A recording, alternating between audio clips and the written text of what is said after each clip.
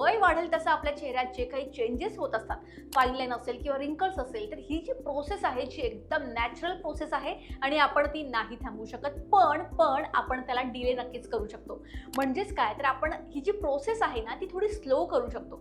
त्यासाठी काय करायचं आहे, स्किन केअर आणि लाईफस्टाईलमध्ये काही छोटेसे चेंजेस तुम्हाला करायचे आहेत आणि काही छोट्या आणि चांगल्या सवयी आहेत ज्या आपल्याला लावायच्या आहेत, ज्याने आपल्या स्किनचं एजिंग जे आहे ते कमी म्हणजे हळूहळू होईल. तर सगळ्यात टॉपला येतं ते सनस्क्रीन. आता काय सनस्क्रीन जे तो येतो, सगळे सनस्क्रीन लावा म्हणतात, पण सनस्क्रीन हे फक्त सनला फेस करायचं असतं तेव्हाच नसतं लावायचं. तुम्ही घरी असाल किंवा लॅपटॉपवर काम करत असाल किंवा इनफॅक्ट तुम्ही कुठल्याही लाईटमध्ये असाल तर हे तुम्हाला डेली लावायचं आहे, कारण UV रेज कोणतेही असेल तर ते स्किनच्या आतपर्यंत जातात आणि कोलॅजन तोडतात आणि कोलॅजन तुटलं की आपली स्किन लूज होते आणि रिंकल्स दिसायला लागतात.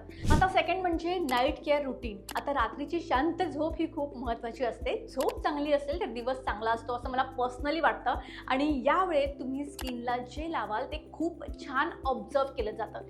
तर रात्री मॉइश्चरायझर किंवा रेटिनॉल सिरम तुम्हाला लावायचं आहे. रेटिनॉल हे कोलॅजन वाढवणारं सर्वात एक मेजर घटक मानलं जातं, पण ते हळूहळू तुम्हाला सुरू करायचं आहे. वीकमधून 2दा, मग 3दा आणि मग नंतर ऑल्टरनेट डेज. थर्ड पॉईंट आहे हायड्रेशन. आपण कितीही चांगली क्रीम लावली पण जर बॉडीमध्ये जर पाण्याची कमतरता असेल तर तुमची स्किन आहे ना ती ड्राय दिसणार आहे, कोरडी दिसणार आहे.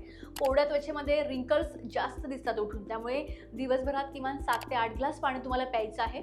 जेवढं शक्य असेल नारळ पाणी असेल, फ्रूट ज्यूस असेल, पॅकेटमधलं फ्रूट ज्यूस नाही, फ्रेश किंवा गरम पाण्याची सवय लावा. आता फोर्थ पॉईंट, साखर आणि तळलेले पदार्थ तुम्हाला कमी करायचं आहे. अवघड आहे पण अशक्य नाही, कारण आपण जे खातो त्याचा थेट परिणाम आपल्या स्किनवर होतो. जास्त फ्राईड आपण खाल्लं, जंक फूड किंवा मिठाई हे रिंकलची प्रोसेस जी आहे ती वाढवतात. त्यामुळे जितकं नॅचरल आणि घरचं आपण जर फूड खाल्लं तर तो जो ग्लो आहे ना तो स्किनवर ऑटोमॅटिक यायला मदत होते. जसं वय वाढेल तसे आपल्या चेहऱ्यामध्ये चेंजेस हे होणारच आहेत, फक्त ते थोडे स्लो करू शकतो. ह्या काही टिप्स आणि तुम्ही सवयी जर फॉलो केल्या तर नक्की तुम्हाला याचा रिझल्ट दिसेल.